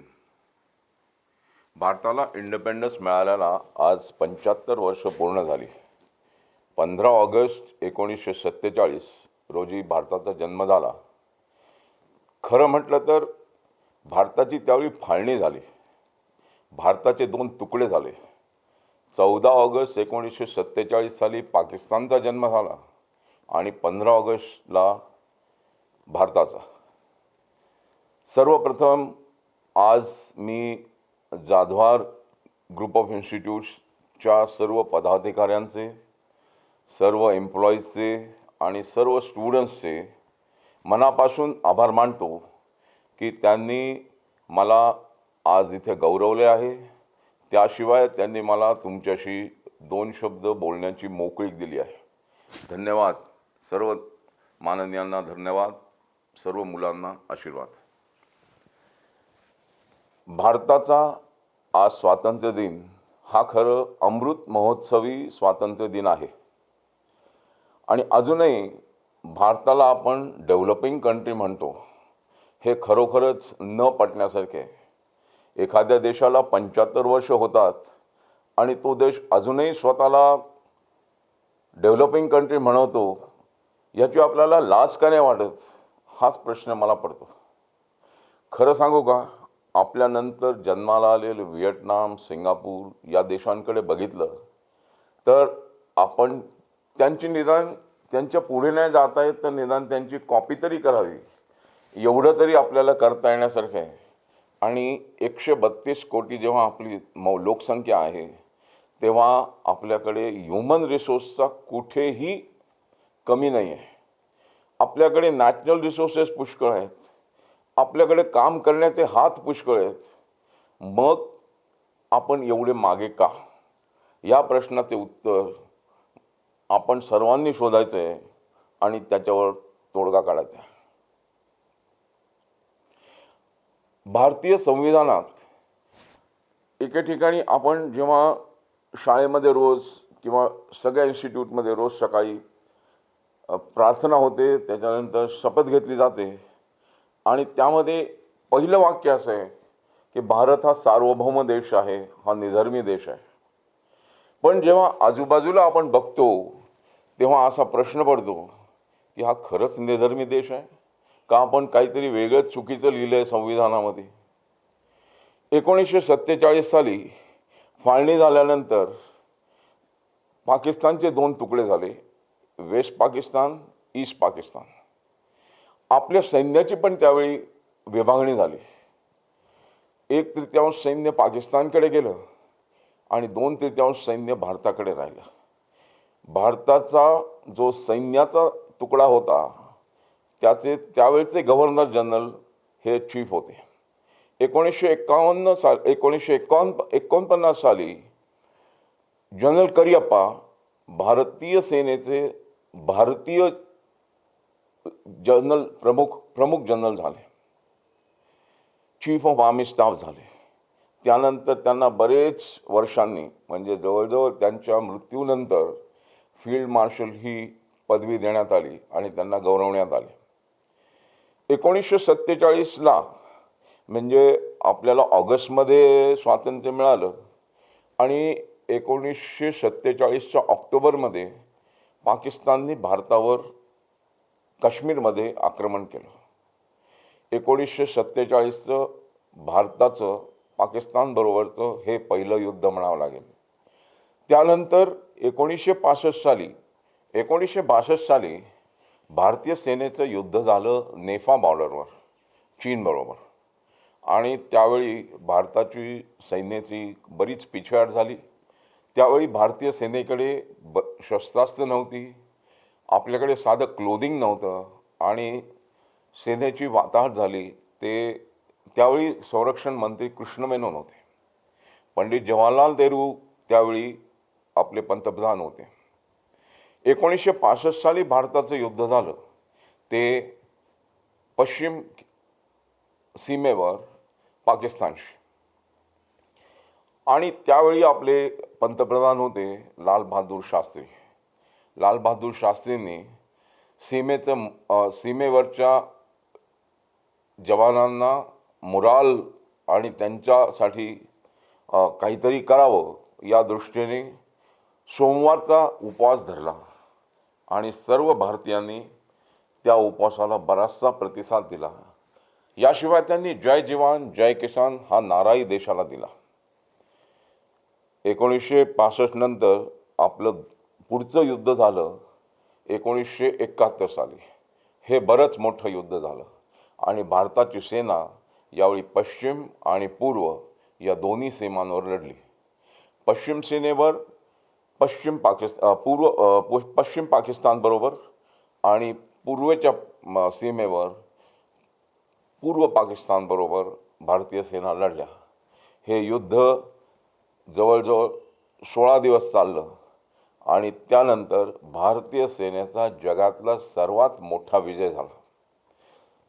पाकिस्तानच्या जनरल सकट 97,000 सैनिक आपण शरणागती त्यांची घेतली आणि बांगलादेशला स्वतंत्र केला. ईस्ट पाकिस्तानातून निघून एक नवीन देश बांगलादेश या नावाने जन्माला आला आणि बांगलादेशचे पहिले पंतप्रधान म्हणून शेख मुजीबुर रहमान यांना आपण स्थापित केलं. पश्चिम सीमेवर आपण बऱ्याच ठिकाणी पाकिस्तानमध्ये घुसलो होतो, पण एकतर्फी इंदिरा गांधी त्यावेळी पंतप्रधान होत्या आणि जवळजवळ थोडी बहुत जल्दबाजी झाली असं म्हणावं लागेल. कारण आपल्या सैनिक जो लाहोरपर्यंत गेले होते, जो छम जोरिया भाग आपल्या काबूत आला होता, त्याला आपल्याला सोडावं लागलं आणि शस्त्रसंधी मान्य करावी लागली. 1999 साली भारताच्या सेनेचं कारगिल बरोबर युद्ध झालं आणि हे युद्ध झालं कारगिल येथे. कारगिलच्या क्षेत्रामध्ये भारतीय सेनेने खरोखरच कौतुकास्पद कामगिरी केली. इथे आपण पाकिस्तानचा इरादा टोटली उधळून लावला. याच्यामध्ये आपल्याला मोठ्या प्रमाणात सहाय्य केलं एअरफोर्सनी. त्यांनी आपल्या ट्रूप्सना रसद पोचवली, आपल्या ट्रूप्सला माहिती कळवली आणि पाकिस्तानच्या क्षेत्रावर बंबार्डिंग करून इंडियन आर्टिलरीला सपोर्ट केला, इंडियन इन्फंट्रीला सपोर्ट केला. इंडियन इन्फंट्री त्यामुळे आपले जे पोस्ट आहेत, हायेस्ट पोस्ट, ते परत काबीज करू शकले. त्यानंतर अगदी अलीकडे म्हणजे गेल्या 2 वर्षामध्ये 2020 साली लडाखमध्ये चायनाबरोबर आपलं छोटंसं युद्धच झालं म्हणावं लागेल. चायनाने पुष्कळ त्यांचे सैनिक तिथे आणून ठेवलेले आहेत. आपणही आपल्याला सैन्याला मोबिलाइज करून बरेच ट्रूप्स आपले फॉरवर्ड एरियामध्ये घेऊन तयार आहोत. आपण आपले एअरफोर्स तयार आहे आणि या सगळ्यांमध्ये भारताने चीनला आता आपण तोडीसतोड उत्तर देऊ इतकी तयारी केली आहे. आपल्याकडे आता 146 रफेल विमानं आपल्या पंतप्रधानांनी भारतीय एअरफोर्सला उपलब्ध करून दिलेली आहेत. लेटेस्ट ज्या रायफल्स आहेत त्या आता भारतीय सेनेकडे आलेल्या आहेत आणि सैनिकांचं मनोबल अत्यंत उच्च दर्जाचं आहे. स्वतः संरक्षण मंत्री, स्वतः प्रधानमंत्री, आर्मीचे चीफ हे लेहच्या या बॉर्डरना कायम व्हिजिट करत असतात. आता बॉर्डर रोड्सनी पण लेहपर्यंत जाण्यासाठी 4 पदरी मोठा नॅशनल हायवे तिथपर्यंत बांधलेला आहे. तुम्ही सर्वांनी अटल टनेलचा हे पाहिलं, फोटोग्राफ किंवा व्हिडिओ पाहिलेच असतील. आणि त्यामुळे सैन्याला रसद पुरवणं, सैन्याची जी मूवमेंट असते मेन म्हणजे पीस क्षेत्रापासून फील्ड एरियापर्यंत, ती अतिशय सुलभ याच्याने होते. आपल्याकडे आत्ता उत्तम प्रकारचे स्नो बूट्स, उत्तम प्रकारचे स्नो जे युनिफॉर्म आहेत ते आलेले आहेत. त्यामुळे कुठल्याही प्रकारे भारतीय सैन्य चायनीज सैन्यापेक्षा कमी लेखण्याचं काहीही कारण नाही. मी तुम्हाला गॅरंटी देतो की उद्या काही झालंच तर भारतीय सेना 100%, 101% विजयी होईल आणि आपण चीनी सैन्याला निश्चितच तिथे मागे रेटू आणि त्यांचा पराभव करू. मी जसं म्हटलं की भारतीय सेनेच्या आपल्या भारतीय संविधानाच्या पहिल्या आपण जेव्हा शाळेमध्ये किंवा कॉलेजमध्ये प्रार्थना झाल्यानंतर आपली प्रतिज्ञा करतो तेव्हा त्याच्यामध्ये आपण म्हणतो की आम्ही भारतातले लोक भारताचे एक जे सार्वभौम आहे त्याला समाजवादी, धर्मनिरपेक्ष, लोकशाही गणराज्य बनवू. पण मला सांगा, आपण हा त्याचा निर्धार करतो, शपथ घेतो म्हणजे एक प्रकारचा निर्धार असतो. त्यात प्रत्येक व्यक्तीची राष्ट्र प्रतिष्ठा, त्याची राष्ट्राची एकात्मता, नागरिकत्व, सामाजिक नैतिक बांधिलकी आणि त्याचं स्वातंत्र्य, समानता याची आपण गॅरंटी देतो. पण वास्तविक पाहता सर्वत्र प्रत्येक जण राजकारणात असो, नोकरीत असो, त्या जाती धर्माचा आपल्या फायद्यासाठी फक्त उपयोग करून घेतो आहे असं दिसून येत आहे. आणि हेच सगळीकडे अशा प्रकारे सगळ्या जातींना, सगळ्या धर्मांना आरक्षण हवं आहे. आणि हे याच्याबद्दल आत्ता रिसेंटली लोकसभेमध्ये सुद्धा खूप गदारोळ झाला आणि एकच बिल पास झालं, ते म्हणजे OBCचं बिल. म्हणजेच काय की शेवटी रिझर्वेशनसाठी आपण भांडत होतो आणि रिझर्वेशनचं एक बिल पास करून घेतलं. बाकीचे 15 दिवस काहीही गेलं नाही, काही काम केलं नाही आणि तो सगळा राष्ट्राचा खर्च म्हणजे आपला खर्च आपण वाया घालवला. भारतीयांच्या या वृत्तीमुळे समाजातील एकता, बंधुभाव हे धोक्यात आले आहेत. धर्मतत्वावर दिलेले रिझर्वेशन बदलण्याची आता खरोखर वेळ आली आहे. स्वातंत्र्यानंतर फक्त 10 वर्षापर्यंत असलेले रिझर्वेशन आपण अगदी 75 वर्ष झाली तरी आपण त्याच्यासाठी भांडत आहोत. त्याच्यासाठी वापरण्याची आपल्याला अजूनही खुमखुमी आहे. राष्ट्राच्या अधोगतीचे किंवा स्लो प्रगतीचे हे एक कारण आहे. माझ्या मते फक्त आर्थिक दुर्बल घटनांना रिझर्वेशन द्यावे, त्या पलीकडे कुठल्याही जात धर्माला रिझर्वेशन नसावे. शैक्षणिक बाबतीत जो आर्थिक दुर्बल घटना आहे त्याला तुम्ही खरोखर म्हणजे फ्री शिक्षण द्या, माझं काही मत नाही त्याच्याबद्दल. पण जेव्हा शिकवणारा शिक्षक आणि विद्यार्थी एकाच वर्गात बसतात, एकाच धड्याचे त्यांना धडे दिले जातात, त्यावेळी जेव्हा एका विद्यार्थ्याला 85% मार्क पडतात आणि दुसऱ्या मागासवर्गीयाला तो स्वतःला मागास म्हणवतो आणि त्याला 45% मार्क पडतात, त्याला मात्र तो नोकरीचा त्या मागास जातीचा उपयोग करतो आणि 45% वाला विद्यार्थी 85% विद्यार्थ्याला डावलून आपल्याला नोकरी मिळवून घेतो. हा खरं हुशार विद्यार्थ्यांवर अन्याय नाही का? जेव्हा तुम्हाला शिक्षक तोच आहे, शिकवलेला धडा तोच आहे, वर्ग तोच आहे, सगळं एन्व्हायरमेंट शिकवण्याचं एकच आहे, मग असं का? आणि तो हुशार विद्यार्थी रिझर्वेशनचा पर्वा करत नाही. तो परदेशात नोकरी मिळवतो आणि त्या देशाची उन्नती होते. आपला देश मात्र आहे तिथेच किंवा त्याहीपेक्षा मागे जातो. आपल्या देशात सर्व सरकारी नोकऱ्यांमध्ये रिझर्वेशन आहे आणि मला वाटतं ते टोटली चुकीचं आहे. त्यामुळे शिक्षणात हुशार असूनही कमी गुणवत्तेची मुलं सरकारी नोकऱ्या करताना दिसतात. हुशार माणसे डावलली जातात आणि राष्ट्राच्या अधोगतीचं हे एक मोठं कारण आहे. आपल्या देशात आपलं जे सशस्त्र दल आहे ते मात्र आरक्षण मुक्त आहे, पूर्णपणे निधर्मी आहे.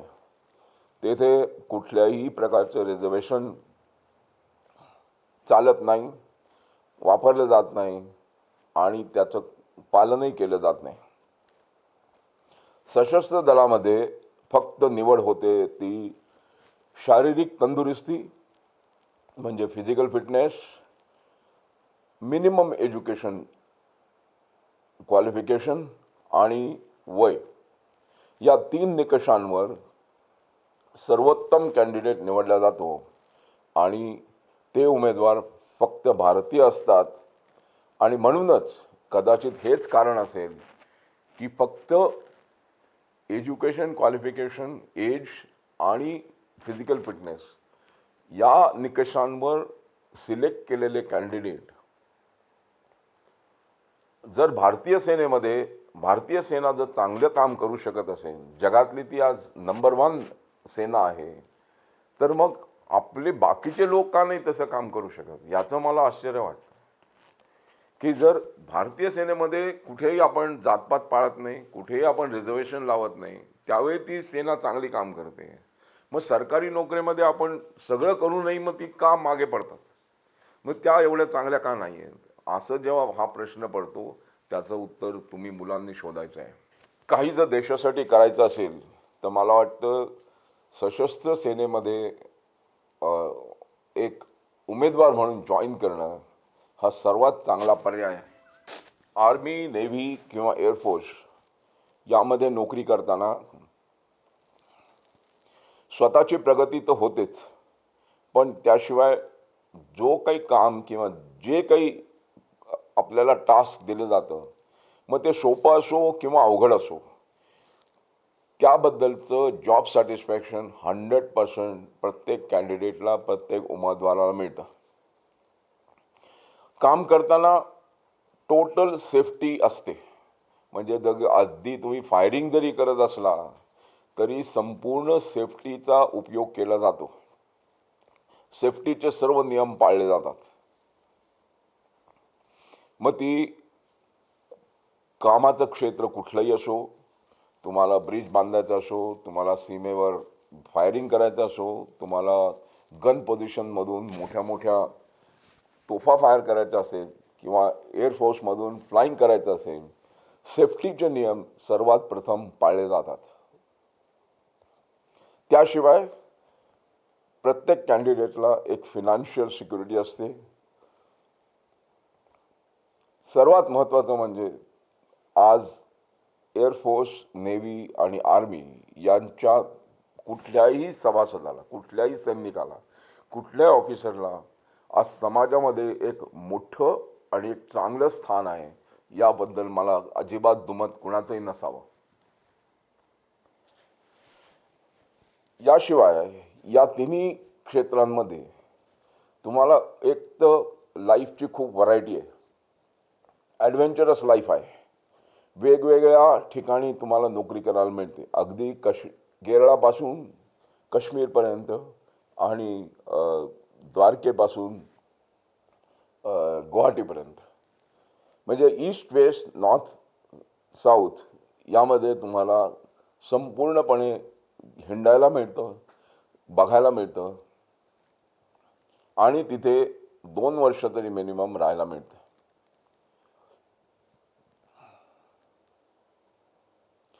या ज्या गोष्टी मी तुम्हाला सांगितल्या आता, जसं सोशल सिक्युरिटी, फायनान्शियल स्टेटस, नंतर social status, job satisfaction, safety parameters, या मात्र दुसऱ्या कुठल्याही क्षेत्रात तुम्हाला मिळत नाहीत. एका ठिकाणी तुम्हाला खूप पैसा मिळेल, पण तिथे सेफ्टी किंवा तिथे सोशल सिक्युरिटी, सोशल स्टेटस याबाबत काही निश्चितता नसते.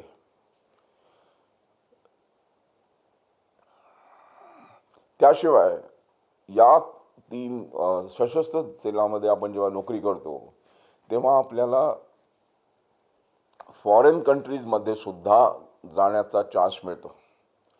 भारतीय सेना आज बऱ्याच देशांमध्ये जगातल्या शांती सैनिक किंवा युनोच्या शांती सेनेचे सदस्य म्हणून काम करताना दिसतात. त्याहीपेक्षा स्पोर्ट्स हा आर्मीचा सर्वात मोठा गुण आहे. तुम्हाला कोणत्याही स्पोर्ट्स खेळायची मुभा आहे. तुम्हाला त्या क्षेत्रामध्ये वेगवेगळ्या प्रकारचं गायडन्स आणि संपूर्ण इन्फ्रास्ट्रक्चर उपलब्ध करून दिलं जातं. मग तो सर्वोत्तम स्विमिंग पूल असो, आर्चरी असो, त्याच्यामध्ये सर्वोत्तम पिस्तूल मिळेल तुम्हाला, सर्वोत्तम रायफल मिळेल तुम्हाला, सर्व प्रकारचे ॲम्युनिशन दिलं जाईल. आता उदाहरणच घ्या ना की ऑलिम्पिक 2020मध्ये जपानमध्ये टोक्योमध्ये भारताचा सुभेदार नीरज चोप्रा हा भारताला गोल्ड मेडल मिळवून घेऊन आला. त्याचा कॉन्फिडन्स बघा किती होता. पहिला थ्रो त्याने केला, दुसरा थ्रो त्याने केला आणि त्याच्यानंतर पुढचे थ्रो त्याने घेतलेच नाहीत. जेव्हा दुसरा थ्रोचा तुम्ही क्लिप बघता तेव्हा तुम्हाला असं दिसून येईल की तो पळत पळत येतो, भालाफेक करतो, जमिनीला खालती हात लावतो आणि ती पुढची पेनल्टी लाईन क्रॉस करत नाही. त्याच्यानंतर तो उलटा वळतो, त्यावेळी त्याचा जॅव्हेलिन हवेमध्येच असतो आणि तो हात वर करून मागे उभा राहतो. तो जॅव्हेलिनकडे बघत सुद्धा नाही. केवढी खात्री होती त्याला. हे ट्रेनिंग त्याला आर्मीने दिलं. हे त्याच्यासाठी जो फॉरेन कोच आणला होता तो आर्मीने आणला. त्याच्यासाठी जो त्याला जर्मनीमध्ये ट्रेनिंग द्यायचं होतं त्याचा सगळा एक्सपेंडिचर आर्मीने केला आणि त्याला आत्ता तो सध्या राजपुताना रायफलमध्ये दिल्लीला अटॅच्ड आहे. आता तो सुभेदार आहे. आता आल्यानंतर तुम्ही पाहिलंच आहे त्याचं किती जंगी स्वागत झालं आहे. आणि मला वाटतं याच्यानंतर आर्मी पण त्याला प्रमोट करेल. मिल्खा सिंगसारखा तो पण मोठा होईल. मिल्खा सिंगसारखा तो पण ऑफिसर रँकला पोहोचेल अशी आपण खात्री करूया. उमेदवाराच्या अंगातील सर्व गुणांना वाव देणारी एकमेव नोकरी म्हणजे संरक्षण दलातील नोकरी. मुलगा असो वा मुलगी, ग्रॅज्युएट असो वा under graduate, one can get selected and serve the nation. देशाची सेवा जर खरंच करायची असेल तर सशस्त्र सेना हा मला वाटतं सर्वोत्तम पर्याय आहे. याला कुणाचंही दुमत किंवा कुणी याला चॅलेंज करू नये. ही एक सुवर्ण संधी आहे. फरक एवढाच आहे की यामध्ये तुम्हाला फिजिकली फिट व्हावं लागतं. Educationally you just have to have a minimum qualification that is required. Not necessarily you have to be a topper, you have to be 80%, 90%, 95% असं काहीही नाही. जर मिनिमम क्वालिफिकेशन फर्स्ट क्लास किंवा मिनिमम क्वालिफिकेशन सेकंड क्लास असेल तर, किंवा त्याहीपेक्षा minimum qualification graduate असेल तर ग्रॅज्युएट पास म्हणजे 40% मला मुलगा किंवा मुलगीसुद्धा आर्मीमध्ये सिलेक्ट होऊ शकते. फिटनेस मात्र सर्वात प्राधान्य फक्त फिजिकल फिटनेसला असतं. सशस्त्र सेनेमध्ये कसे सिलेक्ट व्हायचे याचे संपूर्ण विश्लेषण joinindianarmy.nic.in या वेबसाईटवर पूर्णपणे दिलेले आहे. आपण सर्वांनी ती वेबसाईट पहा. आपण कुठे फिट होतो ते बघा आणि स्वतःच्या मनाशी एक प्रकारचा संकल्प करा की मला पुढे जाऊन काय करायचं आहे. त्याच्या परीक्षा कशा असतात, त्याचे पेपर कसे असतात, त्याच्या फिजिकल फिटनेसच्या परीक्षा काय काय असतात, म्हणजे कोणकोणत्या टेस्ट तुम्हाला द्याव्या लागतात, किती मिनिटात पळावं लागतं, किती उड्या माराव्या लागतात, किती पुलअप्स करावे लागतात, या सगळ्या गोष्टींची माहिती या साईटवर दिलेली आहे. मेडिकल फिटनेस म्हणजे काय, म्हणजे तुम्हाला चष्मा जरी असला तर तो किती असला पाहिजे, म्हणजे त्याचा नंबर 6x6 पाहिजे का किती पाहिजे, हे सुद्धा तिथे दिलेलं आहे. असं नाही आहे की फक्त 10वी पास नंतर जाता येतं. असं नाही आहे की फक्त 18 ते 23 वर्ष वयापर्यंत जाता येतं. असं बिलकुल नाही आहे. तुम्ही मॅट्रिक होऊन सुद्धा जाऊ शकता, तुम्ही ग्रॅज्युएट होऊन सुद्धा जाऊ शकता. ग्रॅज्युएट जर तुम्ही MA BEd वगैरे असाल तर डायरेक्ट हवलदार एज्युकेशन बनू शकता, डायरेक्ट एज्युकेशन JCO बनू शकता. तुम्ही अगदी पंडितजी जरी असला किंवा मौलवी जरी असला स्वतःच्या पेशाने तरीसुद्धा तुम्ही आर्मी जॉईन करू शकता. प्रत्येक युनिटमध्ये एक पंडितजी असतो, प्रत्येक युनिटमध्ये एक म्हणजे जे जिथे मेजॉरिटी मुस्लिम ट्रुप्स आहेत त्या ठिकाणी मौलवी असतो, जिथे शीख ट्रुप्स आहेत तिथे ग्रंथी असतो, जिथे ख्रिश्चन ट्रुप्स आहेत जसं आपल्या ईस्ट स्टेटकडनं येणारे जेवढे ट्रुप्स आहेत ते जादा करून ख्रिश्चन आहेत, तर त्या ठिकाणी पादरी पण असतं युनिटमध्ये. म्हणजे असं नाही आहे की फक्त आपण शिकलं जे सायन्स शिकलेले आहेत किंवा आर्ट्स शिकलेले आहेत होऊ शकतात, असं नाही आहे. हे आपल्याला बरेच जणांना माहिती नाही आहे आणि त्यामुळे ही माहिती आपण घेणं फार जरुरी आहे. गंमत म्हणजे आपल्या कॉलेजच्या जवळच, म्हणजे आपल्या या इन्स्टिट्यूटच्या जवळच नरेच्या पलीकडेच खडकवासल्याला नॅशनल डिफेन्स अकॅडमी आहे. मला वाटतं जर मी हात वर करा असं म्हटलं की किती लोकांनी नॅशनल डिफेन्स अकॅडमी पाहिली आहे, तर मला वाटतं 10% लोकसुद्धा हात वरती करणार नाहीत. आणि म्हणून मी सांगतो मुलांनो, तुम्ही सर्वांनी या अकॅडमीमध्ये गेलं पाहिजे. आम्हाला खरोखर वाईट वाटतं की पुण्यामध्ये अकॅडमी असून पुण्यातले फक्त 1 किंवा 2 विद्यार्थी प्रत्येक कोर्ससाठी तिथे सिलेक्ट होतात. ही जर अकॅडमी पंजाबमध्ये असती तर प्रत्येक कोर्सला तिथे 100हून अधिक विद्यार्थी जॉईन झाले असते. इथे NDAमध्ये जायला आपल्याला ग्रॅज्युएट हे पाहिजे असतं, वय 18 पाहिजे असतं आणि बाकीची माहिती जसं मी सांगितलं जॉईन इंडियन आर्मी या साईटवर दिलेली आहे. त्याच्याशिवाय दुसरा पर्याय असतो की मी ग्रॅज्युएट होऊन कुठेतरी नोकरी करतोय आणि अजून आता मला चान्स आहे की नाही, अशा वेळी शॉर्ट सर्व्हिस कमिशन हा एक पर्याय उपलब्ध आहे. यामध्ये 5 वर्षासाठी आपल्याला सिलेक्ट केलं जातं. 5 वर्ष आपण नोकरी करू शकतो. ही नोकरी 10 वर्ष एक्सटेंड होऊ शकते. तुमचं जर काम चांगलं असेल तर ती 10 वर्ष एक्सटेंड करतात, पुन्हा 5 वर्ष तुमच्याकडे बघतात. तुमचे रिपोर्ट, तुमचं काम चांगलं असेल तर त्यावेळी तुम्हाला परमनंट कमिशन मिळू शकतं. म्हणजे तुम्ही वयाच्या 55, 56, 60 सुद्धा शॉर्ट सर्व्हिस कमिशन असून सुद्धा नोकरी करू शकता. शॉर्ट सर्व्हिस कमिशन हे मुलींसाठी ओपन आहे. त्या मुलींना पण त्या ठिकाणी सिलेक्ट होऊन आपल्याला आर्मी, एअरफोर्स, नेव्हीमध्ये नोकरी करता येते. याच्याशिवाय मुलांना सुद्धा, म्हणजे इंजिनियर असला तर त्याला डायरेक्ट एंट्री, विद्यापीठ एंट्री म्हणतात त्याला, त्या एंट्रीमधून परमनंट कमिशन मिळतं. ते इंजिनियर ब्रांच किंवा EME ब्रांचमध्ये जातात, सिग्नल ब्रांचमध्ये जातात. दुसरं असं आहे की मुलींनासुद्धा या ब्रांचेसमध्ये जाता येतं. जे इंजिनिअरिंग ग्रॅज्युएट म्हणजे शेवटच्या 2 वर्ष असताना तिथे ते अप्लाय करू शकतात. डॉक्टर झाल्यानंतर आपल्याला AFMC म्हणजे ज्यांना डॉक्टर व्हायचं आहे ते सुद्धा AFMC जॉईन करू शकतात. तिथे त्यांना पूर्ण शिक्षण दिलं जातं ग्रॅज्युएशनपर्यंतचं. मग तो मुलगा असो किंवा मुलगी, ते सगळे एअरफोर्स, आर्मी, नेव्ही या आर्मीच्या युनिटमध्ये ते जॉईन करू शकतात ॲज अ ऑफिसर, आणि ते सुद्धा जनरलपर्यंत रिटायरमेंटपर्यंत जाऊ शकतात. त्यानंतरही जवान म्हणून जर आपल्याला भरती व्हायचं असेल तर प्रत्येक ठिकाणी आर्मीची सेंटर्स आहेत.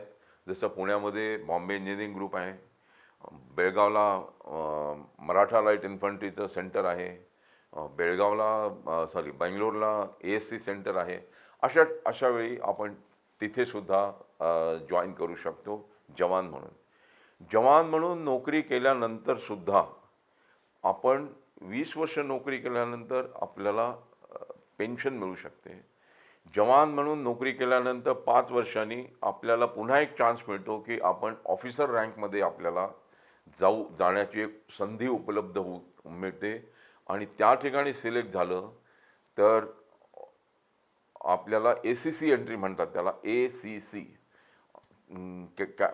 आर्मी कॅडेट कॉलेज, त्या थ्रू आपल्याला आर्मीमध्ये ऑफिसर म्हणून जॉईन करता येतं.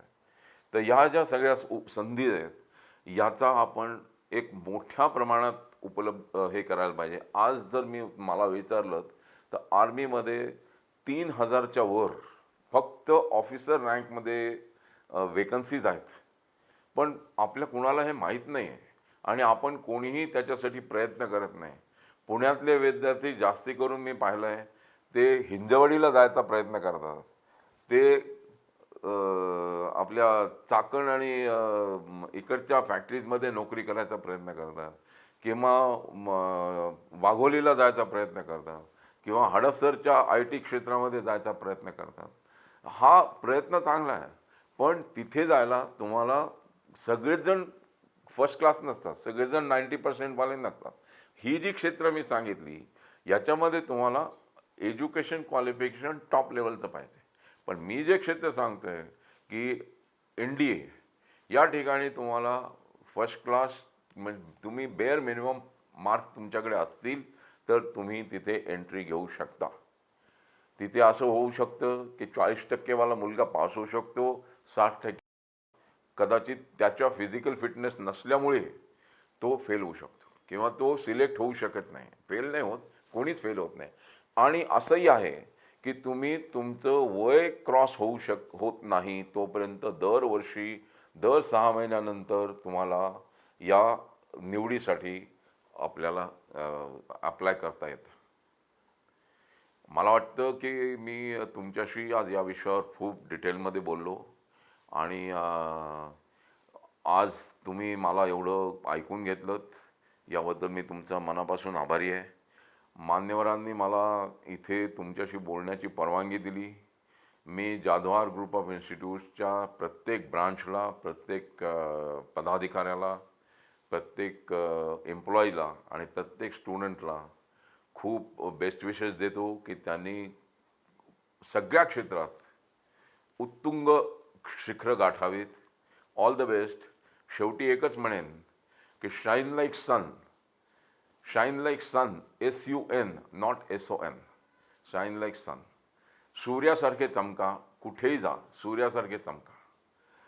Thank you very much. Thank you very much. माझ्याबरोबर तुम्ही सर्वजण 3 वेळा जोरदारपणे जय हिंद बोला. जय हिंद, जय हिंद, जय हिंद.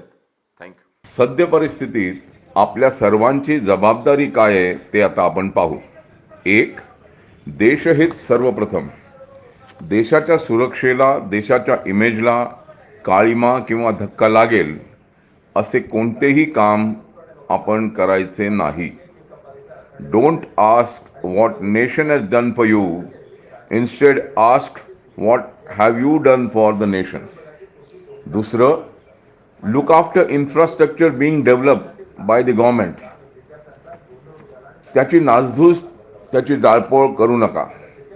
आपल्या टॅक्स रुपी गव्हर्नमेंटला दिलेल्या पैशाची ती होळी असेल.